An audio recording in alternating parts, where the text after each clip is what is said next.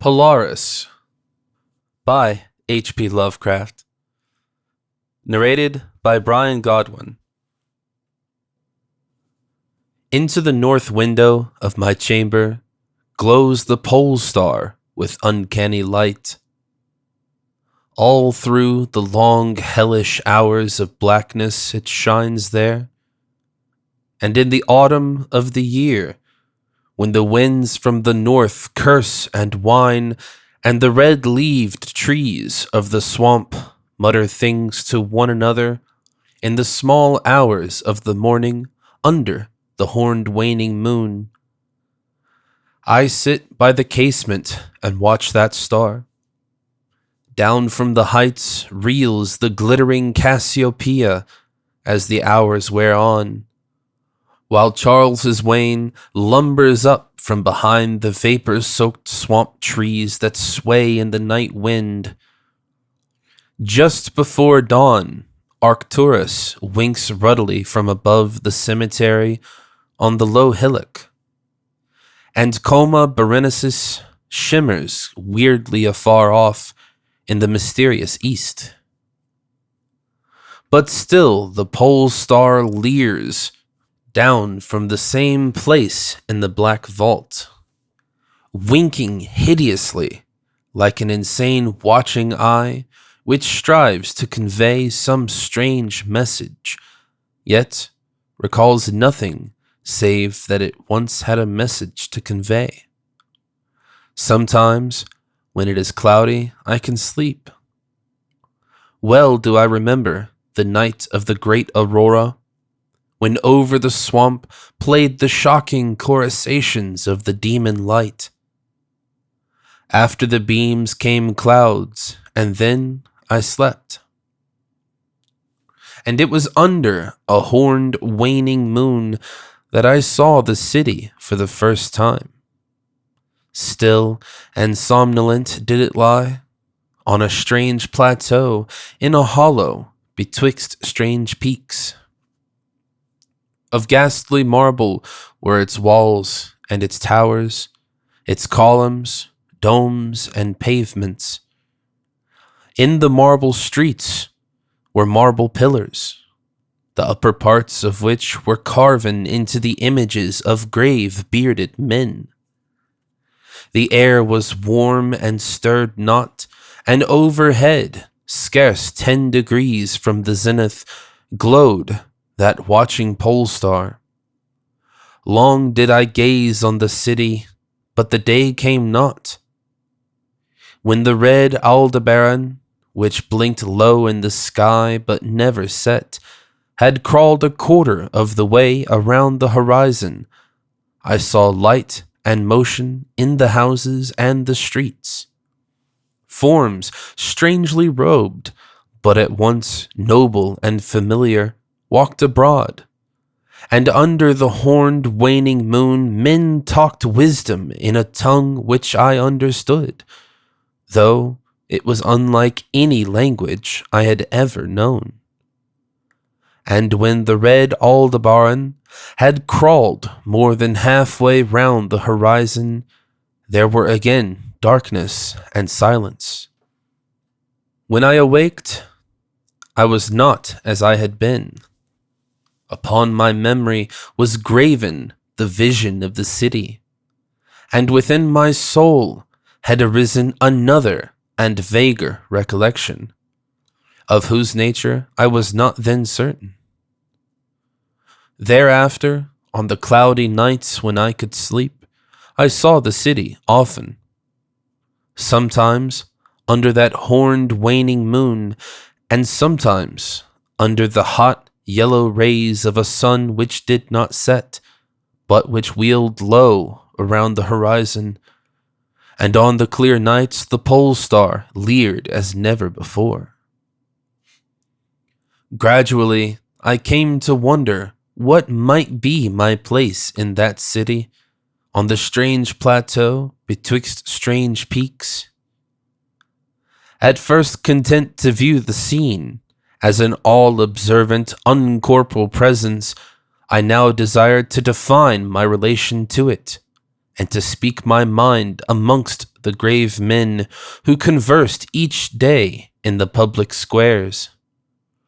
I said to myself, this is no dream, for by what means can I prove the greater reality of that other life in the house of stone and brick south of the sinister swamp and the cemetery on the low hillock where the pole star peers into my north window each night? One night, as I listened to the discourse in the large square containing many statues, I felt a change and perceived that I had at last a bodily form. Nor was I a stranger in the streets of Alato, which lies on the plateaus of Sarkis, betwixt the peaks of Naughton and Cataphonic.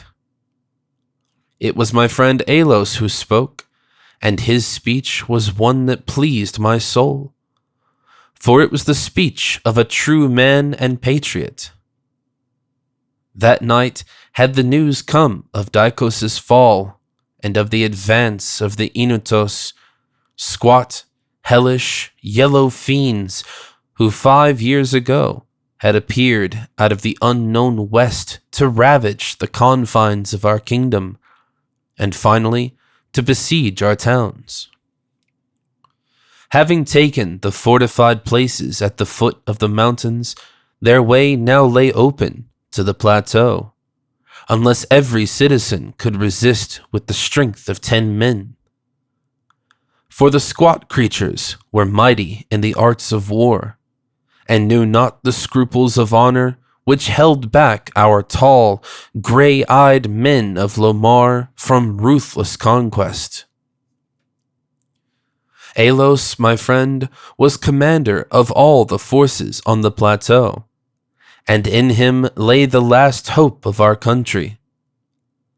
On this occasion he spoke of the perils to be faced, and exhorted the men of Alato, bravest of the Lomarians, to sustain the traditions of their ancestors, who, even when forced to move southward from Zobna before the advance of the great ice sheet, even as our descendants must someday flee from the land of Lomar, valiantly and victoriously swept aside the hairy, long-armed cannibal Gnothkes that stood in their way.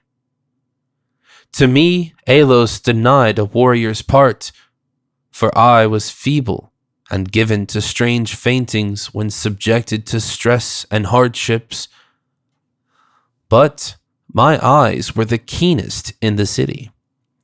Despite the long hours I gave each day to the study of the Narcotic manuscripts and the wisdom of the Zobnarian fathers, so my friend, desiring not to doom me to inaction, rewarded me with that duty which was second to nothing in importance. To the watchtower of Thapnan he sent me, there to serve as the eyes of our army. Should the Inutos attempt to gain the citadel by the narrow pass behind the peak Naughton, and thereby surprise the garrison, I was to give the signal of fire, which would warn the waiting soldiers and save the town from immediate disaster. Alone I mounted the tower, for every man of stout body was needed in the passes below. My brain was sore, dazed with excitement and fatigue, for I had not slept in many days. Yet was my purpose firm, for I loved my native land of Lomar and the marble city of Olato that lies betwixt the peaks of Naughton and Cataphonic.